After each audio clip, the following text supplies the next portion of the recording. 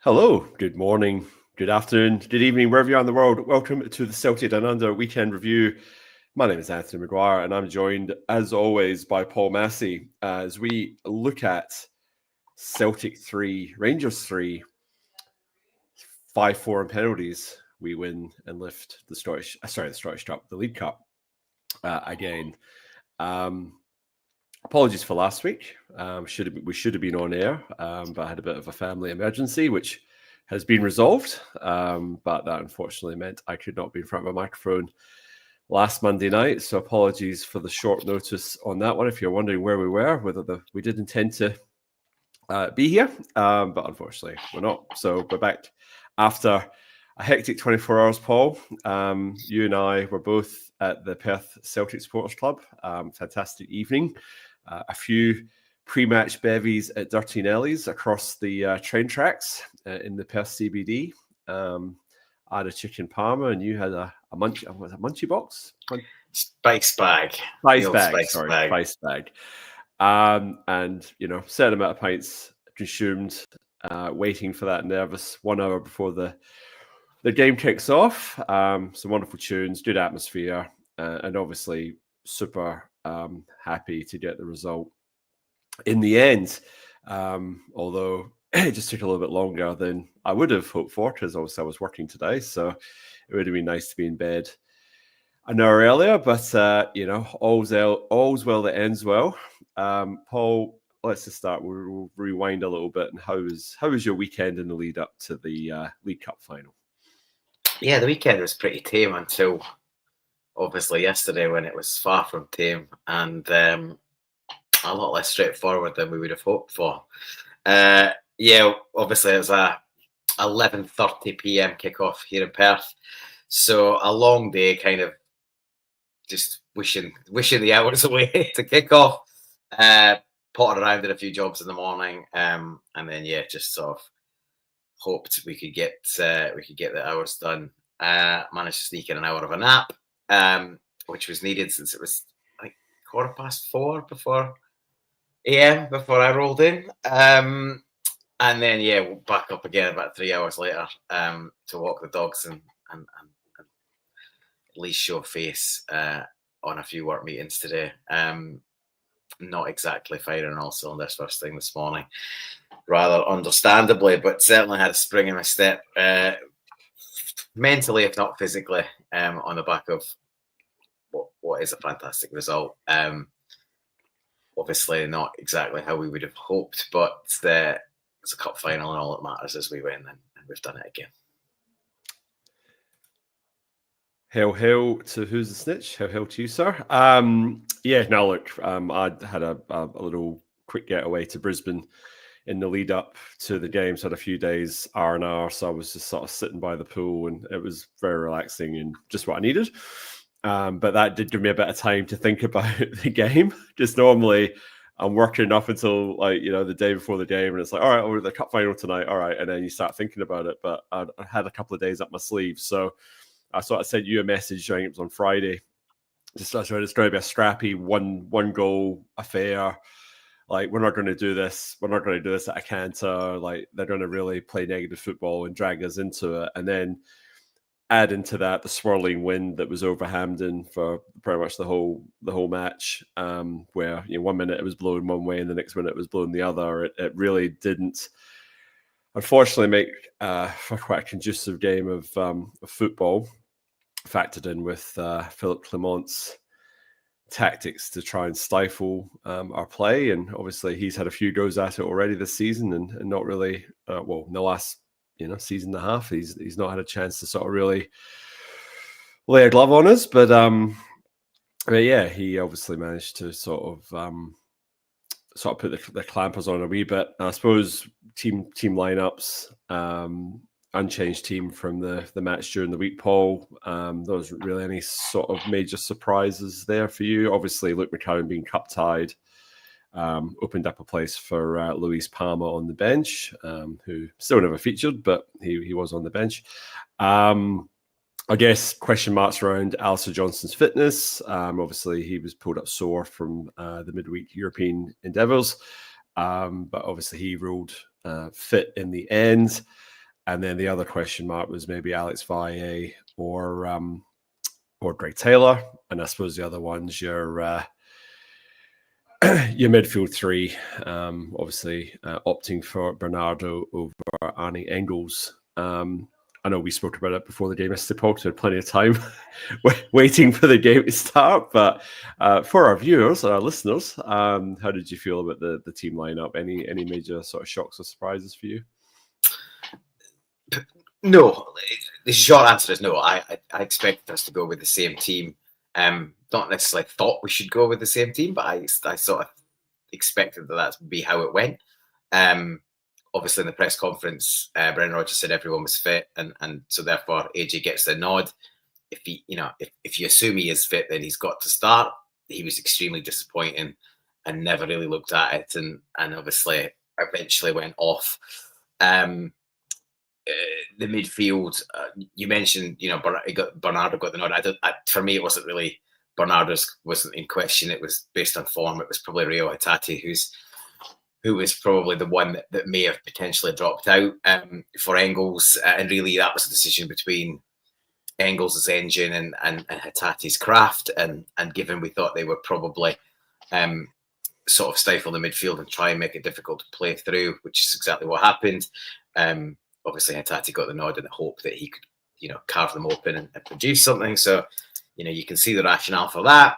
And whilst I would have preferred probably to see Valle start, just on the basis that you get more go forward and just technically more proficient, and holds position out wide rather than pulling in all the time, which was what Taylor does. Just his experience in the fixture meant that you thought he would probably get the nod. With the gaffer going for experience, in what's a big game. Again, ultimately, if he had pros and cons, he obviously will get into it, but he had a shocker for their opener, which again is the kind of loose play that is one of the downsides of Greg Taylor. And whilst he didn't do anything particularly stand out when he came on, I thought Valle had another nice cameo. He was neat and tidy. He had good engine, good pace, and looked to play the ball forward and look after it, and was technically adept again. So, but then obviously Taylor's involved in the equaliser, which gets us up and running. Which prior to that we'd been very poor, to be honest. So team lines kind of as I expected, but not necessarily how I thought we should have lined up. But you're right, McCowan being cup tied certainly took one of the options off the table.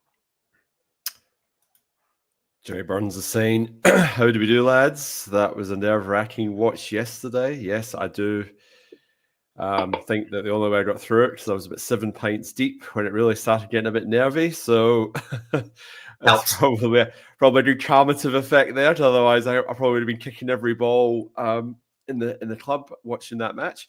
But yeah, no, it was. It certainly wasn't an easy day at the office for the viewer. Obviously fluctuating scorelines and a first half where I never really felt that we really sort of got into any sort of fluid sort of play.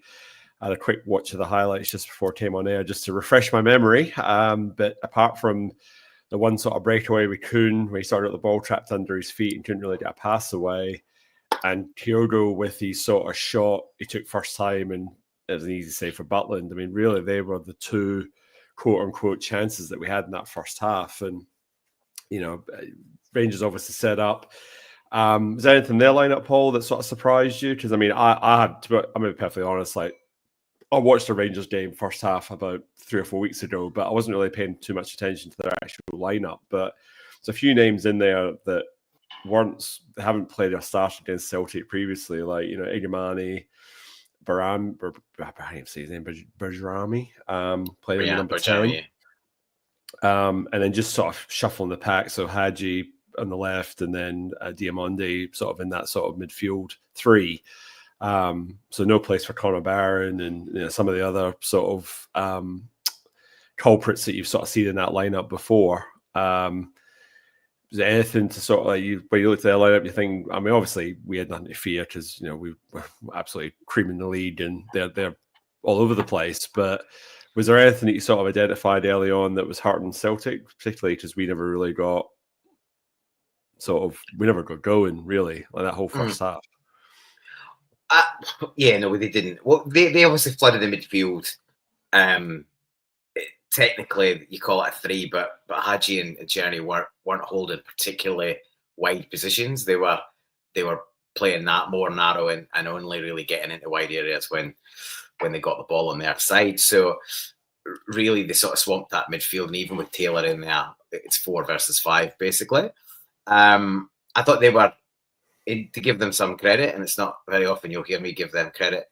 I thought they were pretty disciplined first half. They stuck to their task, because quite often they'll throw. If you think back to the last derby, they quite often had too many players ahead of the ball, and there was big gaps for us to play through, and we picked them off. Whereas they kept it in their shape, and they blocked up space, and they made it very difficult for us to play through. And if I turn it back to look at, they did that well, fair enough. But if I turn it back to look at what we could have done and what we should have done is we should have been looking for 2 things. We should be looking for more width, because that's where the space was, and the other place was over the top and in behind. They weren't sitting particularly deep. They didn't play a low block. There was space in behind, and the two sort of half chances you mentioned, Kyogo's snapshot, which he did well to sort of fashion a chance and get something on target from where he was, and Kuhn away, and then obviously just sort of got, decision making wasn't as good as it could have been. It's a really good chance, in actual fact, if he just makes a clear decision. We're both from balls dropped in over their back line.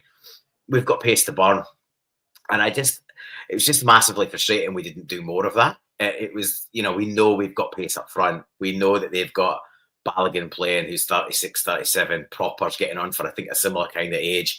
There was a massive, disadvantage to them, and a sort of strong benefit to us in terms of a foot race, and we just never really used it enough. And I get that we've got a style and all of that, but sometimes the conditions were terrible again. That's where the opportunity was, but the opportunity was only really there whilst the game was level. Once they got the lead, they obviously sat back in a bit there, and there wasn't that space to sort of to attack and get in on. So yeah, we really sort of missed an opportunity first half tactically, and we made it relatively easy for them, because we sort of our first again, and we've talked about, or it's been talked about a lot in Celtic fans and social media in the last few weeks. Obviously we haven't been on air. I've not been on air for 4 weeks with holiday, and then last week. But we have had a habit and a tendency that our first position is to pass the ball backwards of late. We're not getting players on the half turn.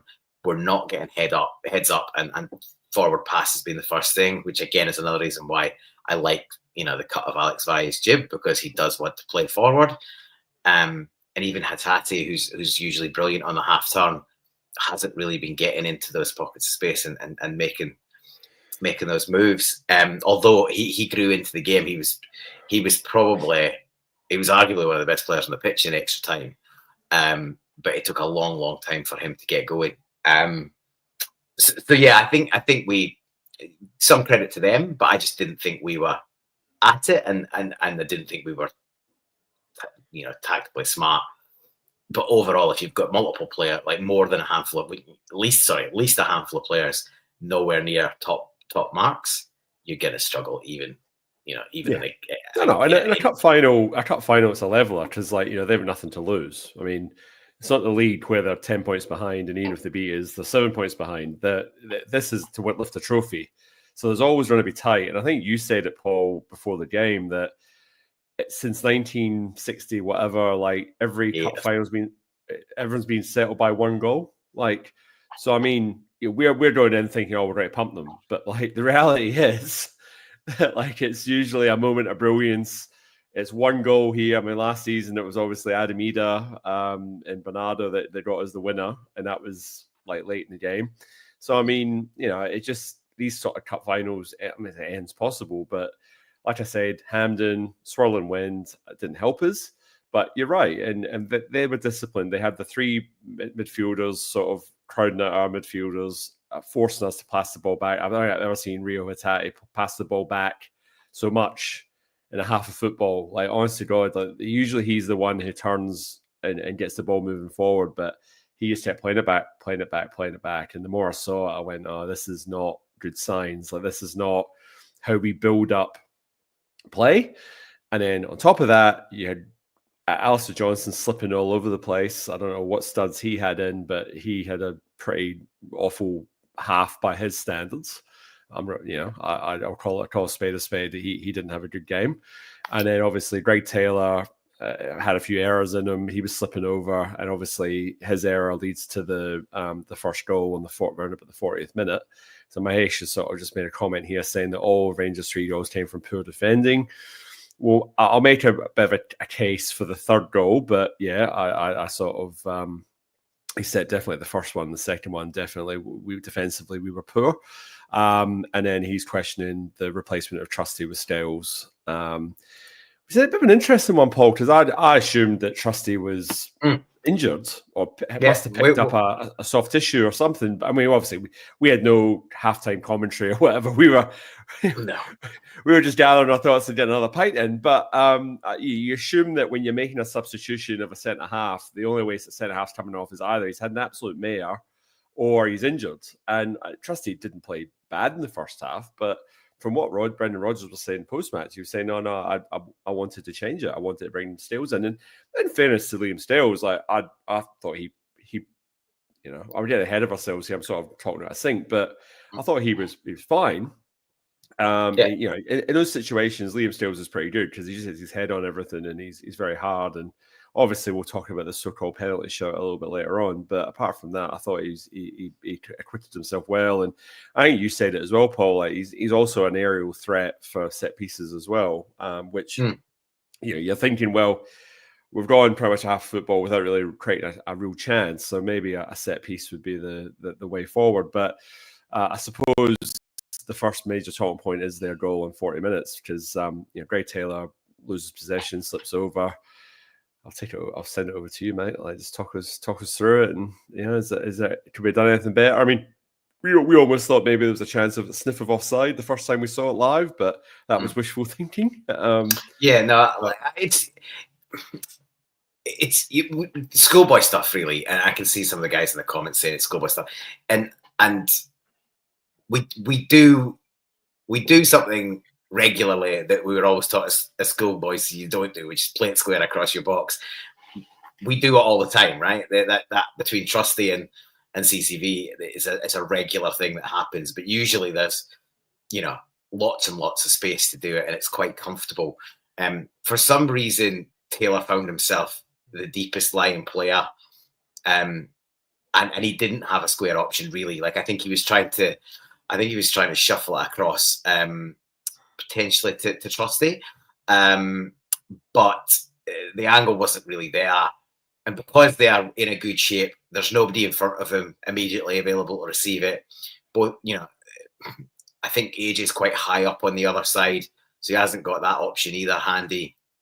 And he just didn't show any much composure, to be honest. And there's lots of people that will be critical of Taylor, and sometimes it's justified. But one of the things that Taylor is usually very good at is his range of passing. He's a converted midfielder, which is why he's so adept at playing in that inverted position. And usually his passing is excellent. So I just think he had a bit of a meltdown. He probably should have just had a wee bit of composure. And Schmeichel's always available, just rolled it back there.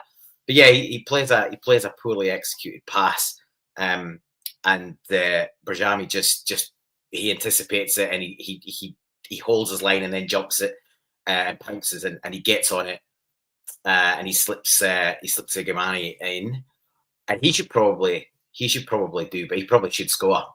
It's a pretty good save from Kasper Schmeichel, but unfortunately he can only palm it out back into the danger area, and Barjami hasn't just sat and watched admired his pass. He's followed it in, and he's tucked it away, and it's it's basically a tap in.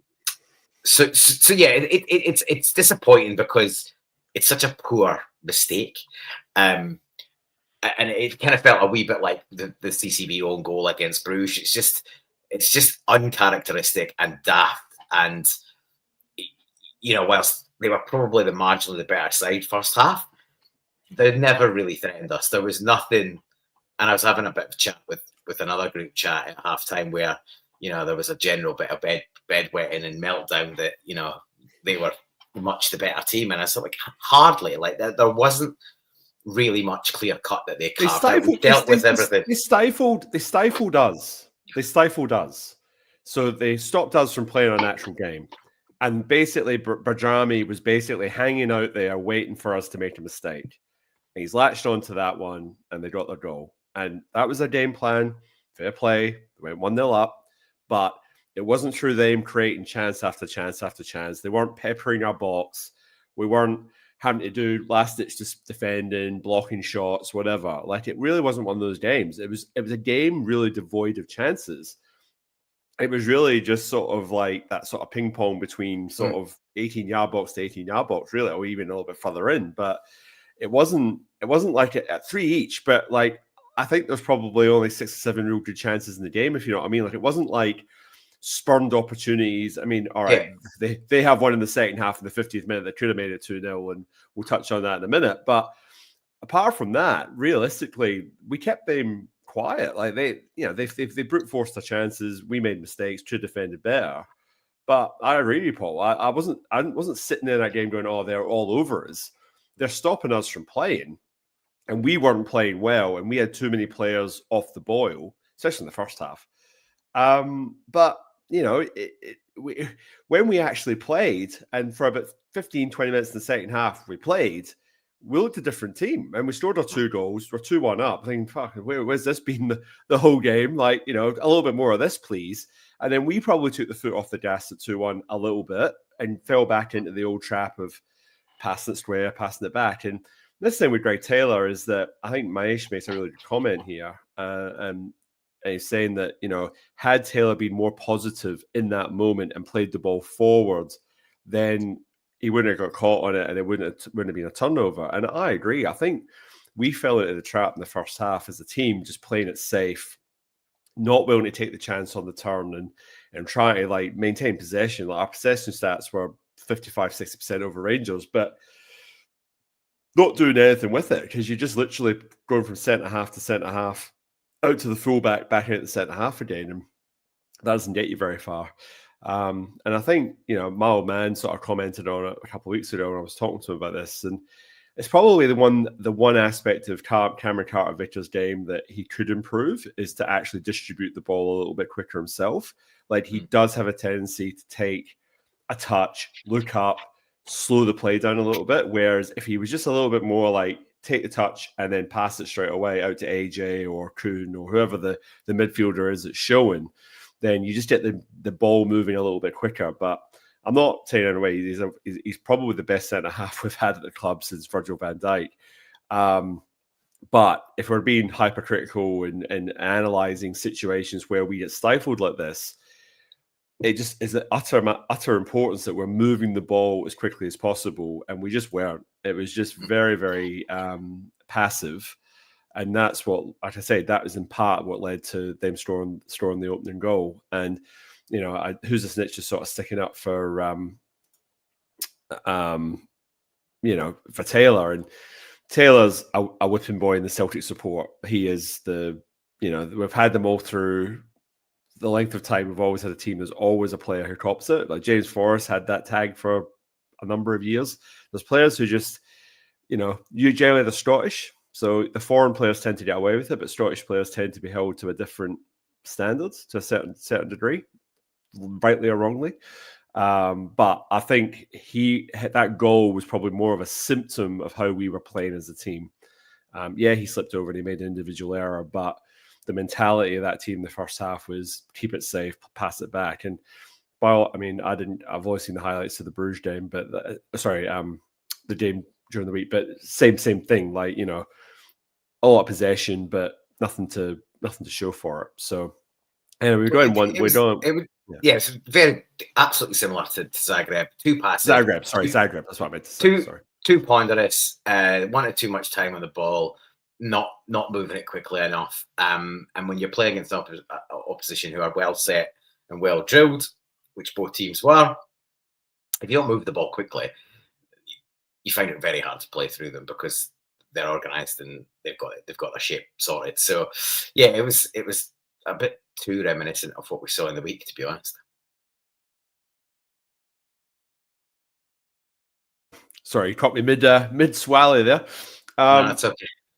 I was driving my little thing, but I'm on the Rocky Ridge. But I'll come to that as my recommendation a bit later on. So 1-0 at half time. I'm thinking we need a Rodgers rocket here. Team needs a kick up the backside, as it were. It was a bit tense in the Celtic club at that point in time. I was trying like, what, where's our goal coming from? Because we weren't, I said we weren't playing like ourselves. We know we could play a lot better. And the first thing we all read is the ball had to be moved a lot faster, and I think that was the key. We did notice an increase in tempo, and sometimes it's a head scratcher that it takes the manager to obviously say at halftime, lads, can we just pass the ball a wee bit quicker with a wee bit more urgency? Like, blind Freddie on the sideline could probably tell you that that's what needed to happen, but once we did, everything started to sort of click, Paul, and we started to create chances. We started having more possession around their box, forcing them back a bit. Just generating a bit of overall pressure. And obviously, it was in terms of some of the cracking goals we've scored this season, and some of the cracking goals we scored in this game, the equaliser obviously isn't going to go down in the annals of history as the greatest goal on the planet. I mean, it's a pretty bang average cross from Bernardo. I thought his corner delivery was actually pretty average all night. I know the wind was obviously probably having an effect on it, but I thought his set pieces were average. Ball gets whipped in. Maeda makes a bit of a dummy run, misses it. Defender doesn't really clear it all that well, and somehow it breaks to Greg Taylor. And does the right thing, gets the shot on target. And it's the ricochet off. I think it was Raskin that sort of came off his toe, sends Butland the wrong way. Yeah, I think it hit Raskin, and then might have even taken two. It might have flicked off proper as well. But yeah, it's one of those. It doesn't really matter how it gets in. Sometimes you need a scruffy goal just to get you a foothold, and we certainly did. I think you touched on it earlier, but prior to this, there was a real sort of sliding doors moment where they're 4-on-1. Oh, sorry, apologies.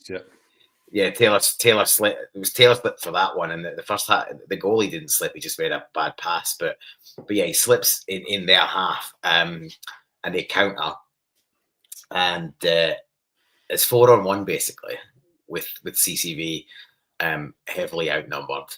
Igomani's on the ball. He's got two inside and one outside, and he picks the wrong option. He slides it to the man on the outside. If he just gets his head up and slides it inside, he's got two options there. And at that point, you probably it's really too on Schmeichel at that point because you'd have taken CCV out of the game. But he slides it down the channel, and it gives CCV half a chance to sort of snuff it out. And he does what the big man does, and he sort of he marshals the opposition player really well. He closes down space, and he's aggressive in the challenge, and yeah, he blocks it. And out it goes for a corner. And really at that point, I think we'd have found it quite difficult to come back from 2-0 down, even that early in the second half. I think it was the 50th minute when that went in, because we really never looked at it. Although, minutes later, we're playing up-tempo football, moving it around. Yes, we get a bit of a lucky scruffy goal, as I said, but that really gives us something to sort of get our teeth into. And from there, the next 10, 15 minutes, we should have probably put the game to bed at that point, because we were and to your point, why is it taking us till 55 minutes to start playing in a cup final? It's just a bit of a head scratcher, to be honest. We had 48 hours more rest than them. We've rotated some, players being rotated over the preceding weeks. It's a derby, it's a final, it's a trophy we don't have because we lost it last year cheaply. Everything was there for us to come flying out the traps and get into them early, and we just never got started until as I say, about 50, 55 minutes. Well, I'd even say that like that patch of good play delayed Brendan Rodgers' substitutes, because normally Brendan puts his subs on at 60 minutes, but the first sub he makes, obviously, Stales comes on at half time, but the first sub is Alistair Johnston for Tony Ralston at 70 minutes. So that window where we normally make a sub, he left it because that was actually probably our best passage of playing the game. He's saying, well, actually, I don't need to make a change because the team's actually finally starting to, perform and do what, I probably would have hoped would have happened sort of early in the game. My dad's just made a comment here. We've been a little bit of a rut the last 3 or 4 weeks, but still managed to get results. Every team has spells like this. Yeah, I'd agree with that to a point. I think, this part of the season is usually where Celtic starts to not struggle, but we do the number of games, the heavy pitches, the bad weather. We usually limp to the New Year's game, and then usually there's a break, but I believe there's not going to be a break this year. There's no winter break, so we're going to have to rotate the squad through this and get through it in the sense of like just utilizing the full squad. And obviously, as you say, Paul, we've put the same team out 2 games in a row, so kind of like throws a bit of thing to that. But it will, I said, we've all of a sudden the energy in the room that we were in lifted because we just felt like the shackles had been lifted and we're just starting to actually play a bit better football. And then I guess 2-1, it's a Callum McGregor flick over the top, which is a bit uncharacteristic of him. That's not the sort of passes of play that he normally does, but he sort of loops one over the top and they don't really deal terribly well with it. Maeda does exceptionally well, gets the ball under control, and before you know it, it's in the back of the net, and it's probably one of the most important goals he's scored for Celtic since he's been here. But the enigma that is Daizen Maeda continues because, another day he passes it straight to the keeper or blasts it over the bar, but his finish was impeccable. When 2-1, Celtic club was rocking, Hampden was rocking, we're back in the game, we're ahead. You're thinking, here we go. This is more like it. This is what we're expecting. What were you feeling at that point in time, Paul? Oh yeah, the roof nearly came off the club. It was, I think a huge amount of relief probably, and also, just pure joy that we've got something, because it's sort of something out of nothing again. McGregor just sort of, it's bouncing around. McGregor gets a toe on it and just sort of pokes it up in the air, and as it comes down, the new Messiah, Nico Raskin, tries to put a head on it back to his teammate and leaves it short. And obviously, Dyson, fastest man in Hampden, is just on there, and he sort of pops it up in the air and gives himself something to compete for. And then his first touch to get it out of his feet as it's coming down is great. He sort of puts it back towards where the defender is going, but he's already across. I think it's Balogun. So Balogun can't do anything without fouling him, which would be a penalty and probably a red card. And so then Maeda's in the clear, and as you say, that could be in row Z or out the stadium, and we've all seen that happen as well. But he has a great contact, 2 great contacts for the one to bring it back across, and then just smashes it past Butland.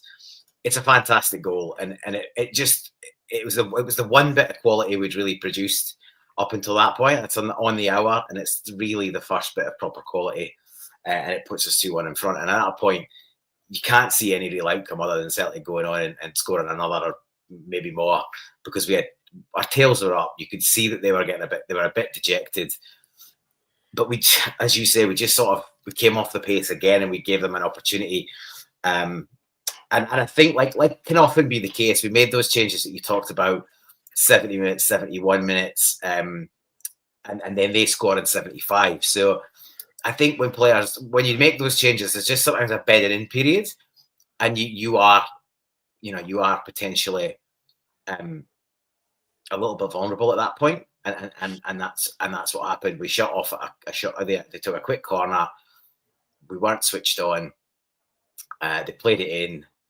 Engels probably got a bit too tight to Diamandi and got rolled.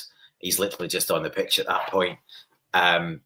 and then Diamandi doesn't hit a great shot, and I think it takes a little deflection off Kyogo. Is it Kyogo back there, maybe? Kyogo. It was Kyogo. Off his studs, and I think just that little deviation probably took it past Schmeichel. I think Schmeichel had it covered. I did it covered. So there's a fair amount of luck. Like, there's just as much luck probably in that goal as there is in the Taylor goal for us. So a couple of scruffy efforts, but it gives them a lifeline. They're back in the game, and we're 75 minutes down, and it's 2 each. And we're on the roller coaster again, because at that point it's become an arm wrestle, and basically a coin toss. And at that, players are getting fatigued, substitutes are coming on, yellow cards are starting to fly around. The weather's still bloody horrendous. And you just think at that point it's probably going to be more like a mistake than a bit of individual brilliance that decides the game. But yeah, we do manage to produce another piece of quality. And yeah, we did. and yet we still couldn't close it out, which is super frustrating. Oh, no, absolutely. So Adamida comes on a minute after Diamandi equalises, so it's 2 each. Adamida comes on for Kyogo, and then they bring on Danilo for Berjami. And then literally a minute later, that's when we score through Nicholas Kuhn. So actually a really well-worked move, and this is probably one bit of ill discipline on Rangers' behalf, because Raskin gets sucked right out of position. That leaves a big gaping hole for Kuhn and Engels to expose. Arguably the one major bit of play that Engels was involved in that obviously had something meaningful at the end of it. But between the two of them, worked a couple of 1-2s. Ball was played out wide. Engels has the poise and the time to look up, cuts it back. And I must admit, it's a cutback, but it's probably not the greatest of cutbacks of all time. But like, it's bobbling around a little bit, and Kuhn just absolutely spanks it into the back of the net. Like, absolutely makes no mistake whatsoever. And it's a great finish, because in a cup final, late in the game, you're tired, you're cramping, ball's bobbling, it's a windy night. Yeah, it could go anywhere, but he's made absolutely no mistake, and he continues his absolute fine form. And like I say, Engels just showing glimpses of what he is absolutely capable of. And he burned 40, 50 meters on that pitch. Like he started the move, and he was the guy that played on the assist. So he's got an engine. And Rangers, that one moment they lost their shape, and we exposed them. And it just shows you that, like, this is where you've got to give Rangers credit. You've got to say, well, they were disciplined. So they didn't really give us that many opportunities where we could blow them open like that. But the one time, literally, that they did get it wrong, we punished them. And that's, you're right to say, well, we're a good team and we can do that. And we definitely did. But on the flip side, if you're Baltimore, but if you're like a Rangers fan, you're going off. The one time we didn't do it right, we get punished. But that's what happens when you play against your teams. And how many times did that happen to Celtic in the Champions League over the last 5 or 6 years, where you make one mistake and you get found out, and that's exactly what happened. And it's a wonderful goal, and it's a goal that you definitely say would be worthy of winning a match. But unfortunately, like, not sooner than, like, what did you say? It was 21 seconds between 21 seconds after the restart, the ball's in the back of the net. And that's a bit schoolboyish as well. That classic thing, you're at your most vulnerable when you've just scored. And that late in a cup final, I thought we'd been past that. Like, we should have been switched on to be absolutely on it for the next 8 minutes or whatever it was, including added on time, and just seeing the game away. And you would have expected us to do that, but we didn't quite get it done. Just a little extra word on Engels. You're absolutely spot on. It's a little cameo of what we can expect in the future. He's had horrible press and commentary from our fan base, which we never learn. We never learn. It happens with Kuhn. And you can probably list as long as your arm on players we've written off. There's an absolute player there. The boy's an athlete. As you say, he's got an engine. He's clearly a player he's dealing with 2 games a week, which he's never had to do. He's dealing with Champions League, which he's never had to do. He's dealing with new country, big expectations. I'm sure at Augsburg there was an expectation to be winning every single game you stepped out on, and that's now what he's dealing with. But he's clearly a talent, and Rodgers will continue to get more out of him, and he will grow more comfortable. If you look at Matt O'Reilly in his first season, yeah, he started really well, but he did fade and he was up and down because he's a young player. Now I know he carries a big fee, but that's not on the player, right? That Celtic decided that's just circumstance. Celtic decided we wanted the player, and they set the price, and we were willing to pay it. And we've got plenty of cash from selling Matt O'Reilly and other players, and just generally doing good business. So, I think we just need to be patient with Engels, and his time will come. But he was instrumental in that goal, and it should have won us the game if we hadn't been a little bit slack. He basically makes that goal because he gets it out, and he's again forward passing, head up. He gets Kuhn away with a really good pass, and then he's on his bike, and away we go. And then but we're all over the place. The third goal, like 21 seconds after restart, as I say, we allow the ball to come into the box too easily. And Maeda, I think, has made a post, and I don't think he's got much to apologise for, but he's made a post that said, he should have done better at that point, and he probably should have. If he shows Cherry out down the touchline, he's got a much harder job to put a dangerous cross at the box. But he allows him to check in. He's obviously probably a bit tired at this point, and he checks in. He plays a great. Admit, it's a great ball in. We can say, Ralston should cover around better, or CCV gets caught under it, and then both of those you can make a case for. But he's landed it right in the. It's just right in that danger there. Yeah, you've sometimes just got to say that it's a brilliant cross. We should, and if we stop it at source, then it doesn't happen. But we don't. And as soon as he's got the opportunity to put a ball in, it's a cracking delivery, and Danilo doesn't have to do too much other than direct it towards goal. There's enough pace on it, and he does that. Schmeichel doesn't have much chance, and we're back where we started. So, really disappointing. If you look at the game like Atlanta, when we go away and they're absolutely peppering us for the whole game, and we manage to close that out and see a game out and get a great point on the road. I sort of expected us to be able to do that when we went 3-2 up late in a cup final against a team that haven't laid a glove on us for let's be honest, years. So yeah, bit slack, bit disappointing, but ultimately we get it done in the end. Certainly did. Obviously 30 minutes of injury time, of extra time, which is a little bit of a blur to me because by that point the alcohol and well and truly sort of kicked in. But was there any real sort of memorable moments that you can remember, Paul? Like that, I don't really recall. Well, it's a similar. So I don't remember too many clear-cut chances either way. I think we dominated extra time. I feel if you look at the stats, just purely on yellow cards, they picked up 4 yellow cards in extra time, 8 in total. Yeah. Some of those were overdue, and I made the case to you at the club that if one of those gets the early yellow card that they should do, then they're curtailed a bit, and it's always the same. The longer you lay off the first yellow card, the more you're allowed to act with impunity. So I think 4 yellows in extra time sort of tells you they were hanging on a little bit.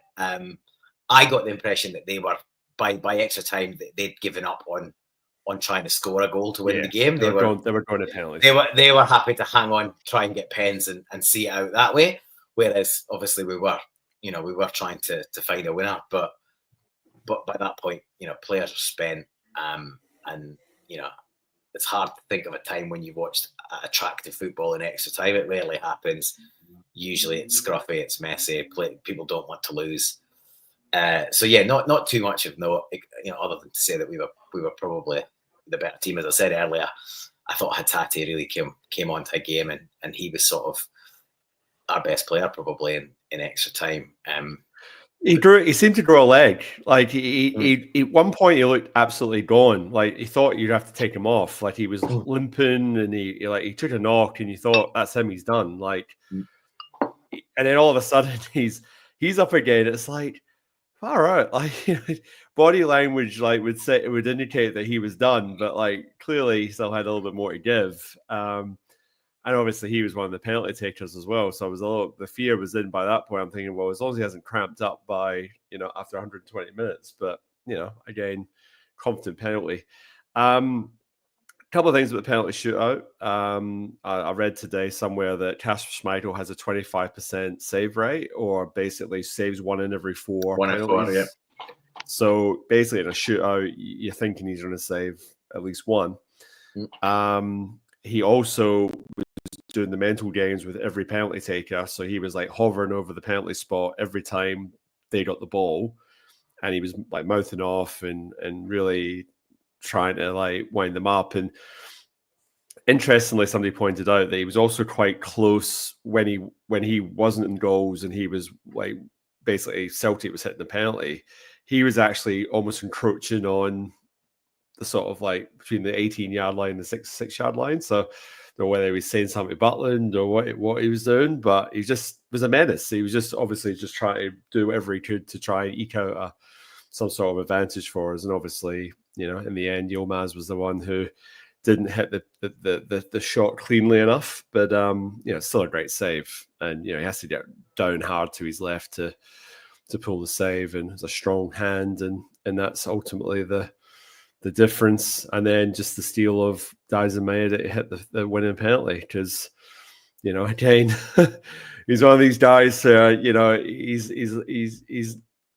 orthodox is not really the word I would use to describe Daisen Maeda. So you're sort of thinking this could go anywhere. And as you say, Paul, he admits that he never quite hit it cleanly, but the one thing he did do was place it right into that bottom corner, and he sent Butland the wrong way anyways. It didn't really matter, but obviously it mattered. But we were champions and League Cup champions again. But tell you what, made us earn it. Yeah, absolutely. I thought the penalties. I hate penalties. It's always stressful, and I've got PTSD from my youth when I was at Hampden for that game that we lost 9-8 to Aberdeen after I think an 0-0 draw. Just a shocker. So yeah, we don't, until relatively recently, we haven't had good record in penalty shootouts.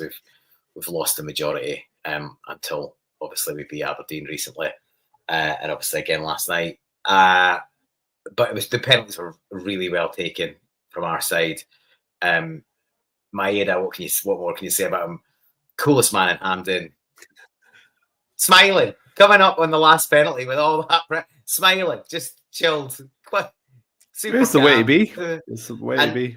And it's the clutch penalty, right? Your man going fifth is usually got the responsibility to either keep you in it or win the cup, unless the other teams had a shocker, which in this case they didn't quite. They got through their full penalties. But yeah, if you look at our penalty takers, Ida, had been a penalty taker and missed some, and slotted it. Rio was the penalty taker; he'd missed a couple, and he slots it. Rio Tati's penalty is absolutely class. Like whips it right into the side net. You just don't save that.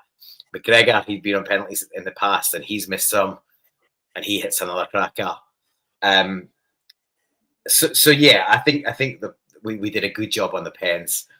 The big players stood up, and we got it done. Interestingly, Tavernier made an offhand comment saying that I have nothing against the players who stood up to take a penalty, as if he was implying that there was maybe players that should have put their hand up and didn't. So, and that in the face that he pulls when Dessers comes off the bench during the week against Tottenham.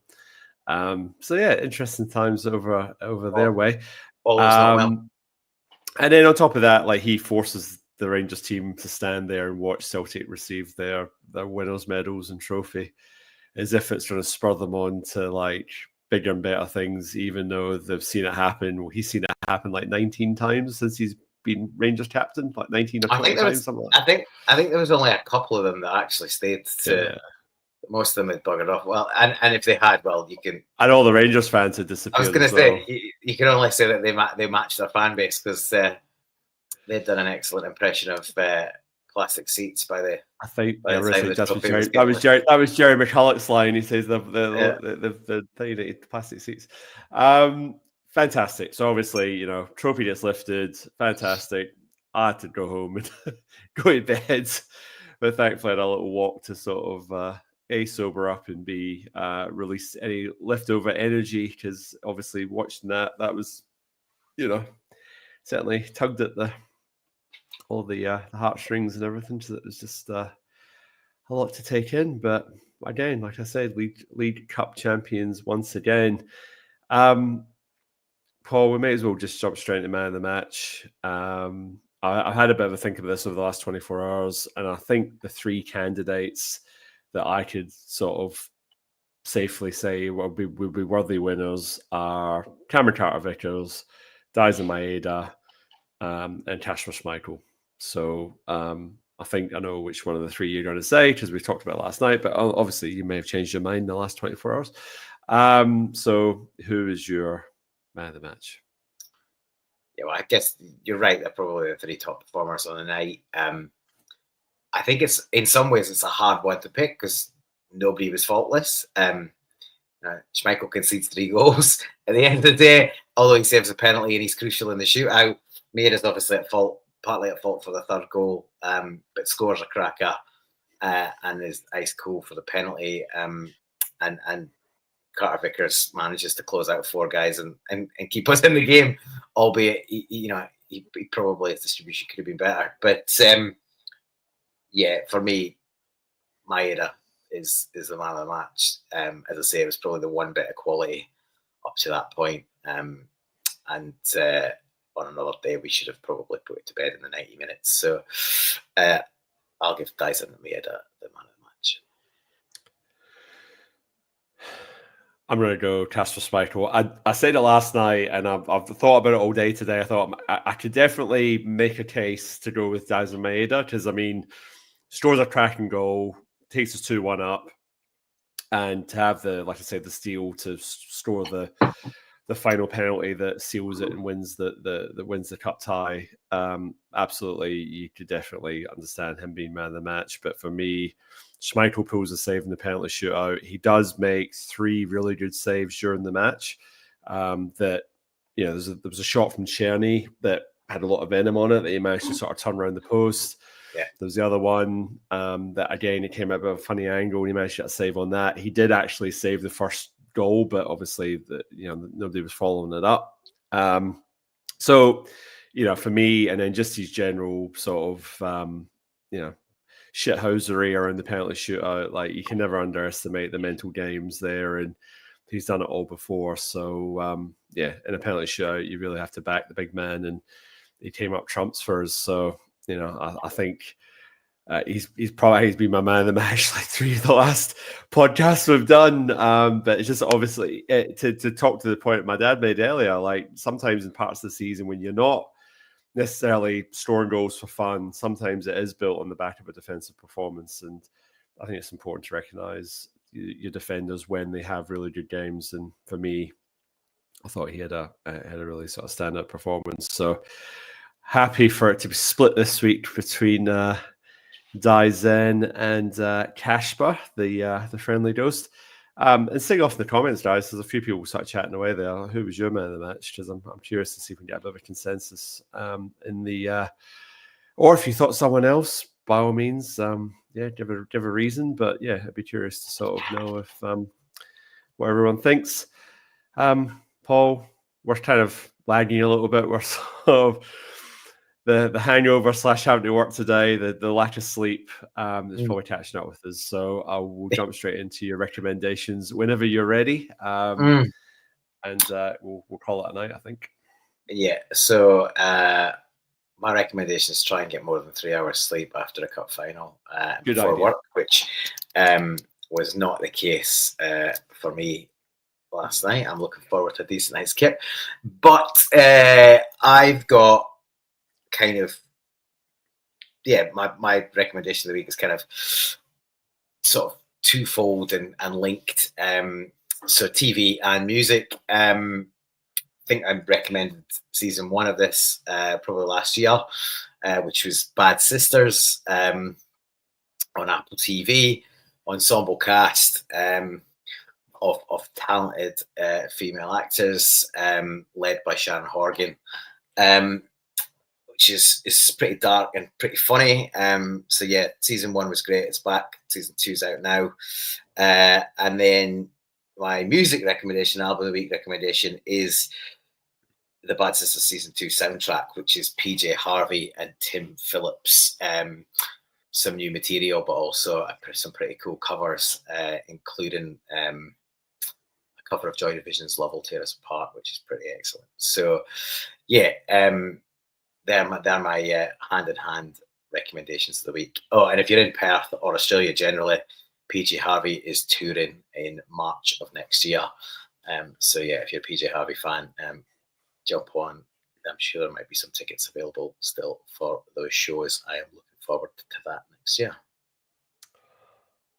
2 things. One, tickets go on sale tomorrow for Socceroos versus Japan, which is going to be in Perth, Optus Stadium. So if you are in WA and you're a Celtic supporter, there is a chance the Japanese manager may or may not play some Celtic players in a game of international football, and it is a World Cup qualifier, so it does actually mean something. So it's great that WA is getting the honour of hosting that one. I'll be getting tickets for that, so that will be good. That's in June next year. So that will be great, and hopefully maybe see the wee man or Maeda, hopefully one of them playing, but we'll see. If not, we'll see them warming up, one of the two.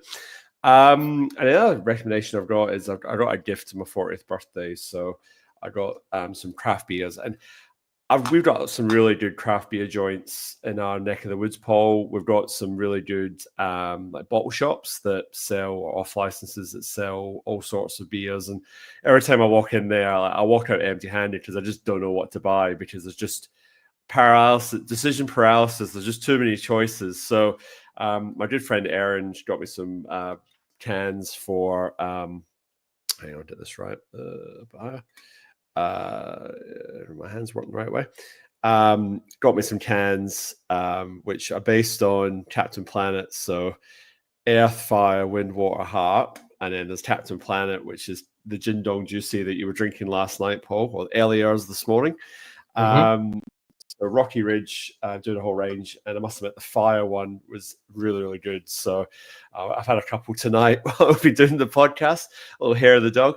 But yeah, definitely, if you want to do like a tour through all their different sort of craft beers, then there's 6 varieties there, so you just get a can of each and sit there and do that. But not for the faint-hearted, Paul, because some of these are 6% or 8%. So definitely drink responsibly and don't drink and drive and all that thing. And that wee thing you sent me made me laugh, because I immediately was thinking of those cans when you sent it. But anyway, it's been good catching up with Paul. It feels like it's been ages since we've actually been on. It has been ages because you've been on holidays, and like I said, life unfortunately sometimes gets in the way. And this isn't a paying gig. We just do this for the love of Celtic and the love of having a chat and the love of the community, because it's great to see people catching up every week and having a good chinwag in the comment section. So I really appreciate everyone who got involved. We'll be back next week. Who we got this weekend, Paul? Because I didn't look that far ahead. Dundee United. First game of the season against Dundee United, which some teams have played each other 3 times. We haven't played Dundee United once yet. So because of the semi-final. Yeah, the tie was supposed to be back when the Aberdeen semi, so that got postponed. I think we actually play them now. We play them sort of 3 times in the next 6, 7, 8 weeks. So, it'll take care of itself. But yeah, I think this will be the last team we haven't played yet this season. So, once that's been played, we can say we've got an idea of how everyone else is shaping up. But yeah, might actually get back to the Celtic Supporters Club, because for once it's a lunchtime kickoff at home, and therefore it's a civilized hour for us. So it'll be an 8 p.m. kickoff on Sunday, and I am off as of Friday, so I will have the day off on Monday. So busy enough with Christmas preparations, but I can probably have a little bit of a lie-in. So yeah, I might get myself back down to the Supporters Club. My mum flies in on Sunday as well, so I might, if she wants to go to the club, she probably will probably take her down there and watch the match with. Sounds delightful, and I might join you because my wife and sister-in-law are down south on the weekend, so I'll be at loose end. So there's definitely a possibility. Just don't invite your mate Dave because he drinks beers far too quickly, and there's a good chance he'll be back again. But he can get in a round of one because you're quite right. He's a mate of mine for. I'm very impressed, Dave. I'm very impressed how quickly you can sing pints, mate. 11 years he's put me in some dangerous positions with his insatiable thirst for a pint. It's a bad idea to try and keep up. Yeah, no, we did it, but yes, and I made it to work today, so I'll live to tell the tale. But yes, no, it's a very impressive talent that he has, and it was great to catch up with him. And yeah, so fantastic. So we've just ticked over the hour mark. Richard should hopefully be back next week. He's mending broken bones and doing stitches and things tonight. So he's in the urgent care clinic. So he'll be hopefully back next week. Wanted to be on, but couldn't make it. So, oh well, thank you very much for joining us. We're on all social media, guys. So feel free to sort of follow us there and like this episode so that other like-minded Celts can see us talk about Celtic 3, Rangers 3, 5-4 in penalties, League Cup winners. And all that's left to say, Paul, is hail, hail.